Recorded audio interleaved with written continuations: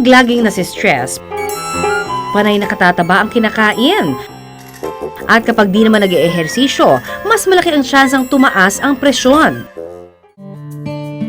Katulad ng maraming working moms, marami sa oras ni Rose na uubo sa kanyang trabaho bilang field supervisor. Exposed sa init at sa ulan.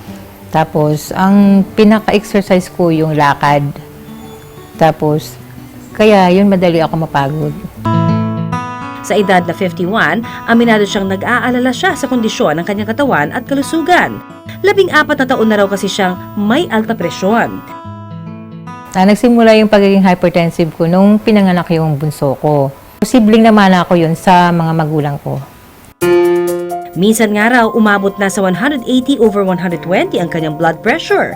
Ang normal na antas lang dapat ay nasa 120/80. Ang resulta, kinailangan niyang mag-maintenance medicine para mapanatiling normal ang kanyang blood pressure. Katuwang ng pag-inom ng maintenance medicines ang pag-inom niya rin ng food supplement. Kilalang TV personality, mom of 3 kids, professional makeup artist, at aminadong health conscious ang aktres na si Almira Mulak.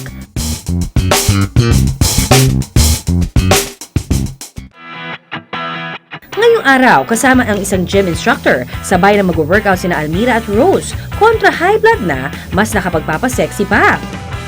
Ang usual ko kasi na ginagawa sa gym is yung spinning. Yes, Pero I think it's too much for her. Okay. Yung spinning. So, better sana yung bike muna. Stationary bike. Stationary bike. And then, of course, yung treadmill. Let's go! Unang ipinasubok kay Rose ang 10 minutong treadmill. Magandang ehersisyong ito para makondisyon ang puso. Mami Rose, kamusta? Okay naman kayo? Okay. So, mami mo lang ako po. Okay na okay. So, Ate Rose, kamusta po yung pakiramdam niyo after nitong treadmill workout natin? Hingal rin. May hingal din. Pero hindi naman po hirap. Hindi naman. Tama lang. Kasi hindi naman po masyadong mabilis yung una nating ginawa na workout na treadmill, di ba? Tama lang siya. Kaya. Kaya pa. Ang ikalawang challenge para kay Rose ang elliptical exercise. Kumpara sa treadmill, mas challenging at mas beneficial raw ito para sa mga matataas ang alta presyon.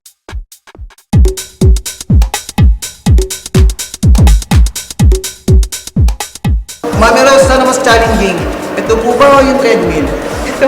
Di ba? Hindi kasi parang mataas, coach. Kasi ito, di bang elliptical, pwede siyang mas Yes, mababa and pwede mataas. You can input po. Parang nakataas masyado yun sa kanya. Yes, kasi going to check lang kay mami kung saan mas sumasakit sa kanyang part. Okay? Saan yung mas challenging? Kung kayo po ang tatanungin, ano po yung mas prefer ninyo na gawin? Treadmill or ito po? Ay, ito. Mas gusto niyo po daw. Mas nag-enjoy kayo dito. Dito ako pinawisan eh. Nakakasmile na smile, ate. Ang pangatlong workout naman, ang recumbent stationary bike o ang pagbibisikleta nang hindi umaalis sa pwesto.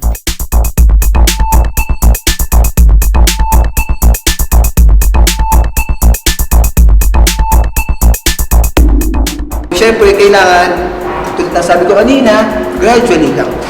Okay?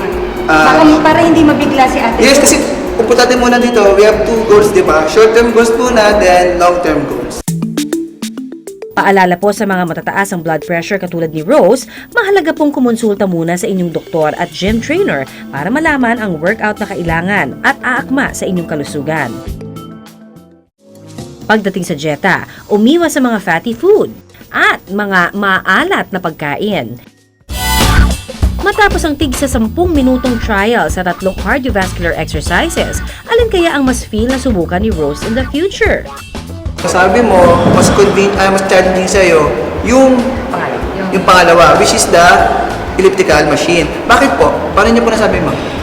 Kasi parang habang ginagawa ko, pinapawisan ako. Yes. Eh, sakit ka ang tuhod ko, pero pinapawisan ako. Pero Okay. parang after ng pawis, magaan yung Pakiramdam mo. So, mas nagustuhan nyo kahit Mas na diba, challenge medyo siya. mahirap na na.